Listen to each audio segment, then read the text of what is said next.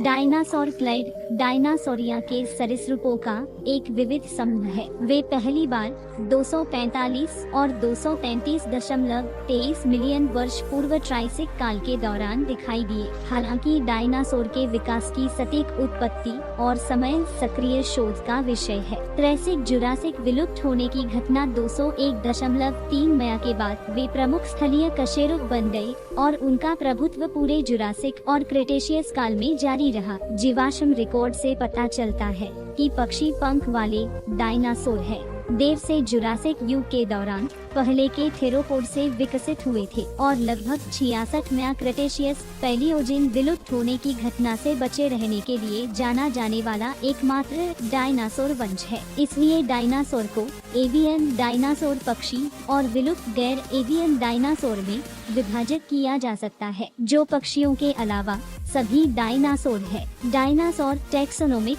रूपात्मक और पारिस्थितिक दृष्टिकोण से भिन्न है। पक्षी 10,700 से अधिक जीवित प्रजातियों में कशेरुकियों के सबसे विविध समूहों में से है। जीवाश्म साक्ष्यों का उपयोग करते हुए जीवाश्म विज्ञानियों ने 900 से अधिक विशिष्ट जेनेरा और गैर एवियन डायनासोर की 1000 से अधिक विभिन्न प्रजातियों की पहचान की है। हर महाद्वीप पर डायनासोर का प्रतिनिधित्व मौजूदा प्रजातियों, पक्षियों और जीवाश्म अवशेषों दोनों द्वारा किया जाता है। 20वीं शताब्दी के पूर्वार्ध तक पक्षियों को डायनासोर के रूप में पहचाने जाने से पहले अधिकांश वैज्ञानिक समुदाय का मानना था कि डायनासोर सुस्त और ठंडे खून वाले थे। हालांकि 1970 के दशक के बाद से किए गए अधिकांश शोधों ने संकेत दिया है कि डायनासोर उच्च चयापचय वाले सक्रिय जानवर थे और सामाजिक संपर्क के लिए कई अनुकूलन थे। कुछ शाकाहारी थे, अन्य मांसाहारी। साक्ष्य बताते हैं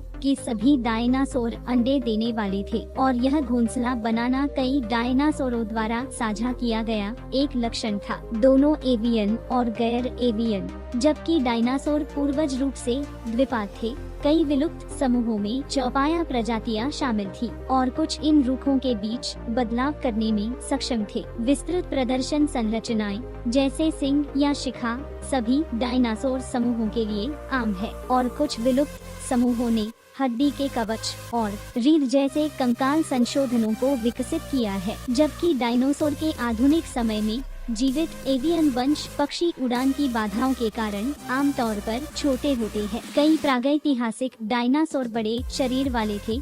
सबसे बड़े सरूपोड डायनासोर का अनुमान 39.7 मीटर की लंबाई और 18 मीटर की ऊंचाई तक पहुंचने का अनुमान है। सभी समय के सबसे बड़े भूमि जानवर थे। गैर एवियन डायनासोर समान रूप से विशाल थे। यह गलत धारणा आंशिक रूप से संरक्षण पूर्वाग्रह पर आधारित है, क्योंकि बड़ी मजबूत हड्डियों के जीवाश्म होने तक चलने की संभावना अधिक होती है। कई डायनासोर काफी छोटे थे, कुछ की लंबाई लगभग 50 सेंटीमीटर थी। 19वीं शताब्दी की शुरुआत में पहले डायनासोर के जीवाश्मों को मान्यता दी गई थी, जिसका नाम डायनासोर 1842 में सर रिचर्ड ओवेन द्वारा इन महान जीवाश्म छिपकलियों को संदर्भित करने के लिए गढ़ा गया था। तब से घुड़सवार जीवाश्म डायनासोर कंकाल दुनिया भर के संग्रहालयों में प्रमुख आकर्षण रहे हैं और डायनासोर लोकप्रिय संस्कृति का एक स्थायी हिस्सा बन गए हैं। कुछ डायनासोरों के बड़े आकार के साथ साथ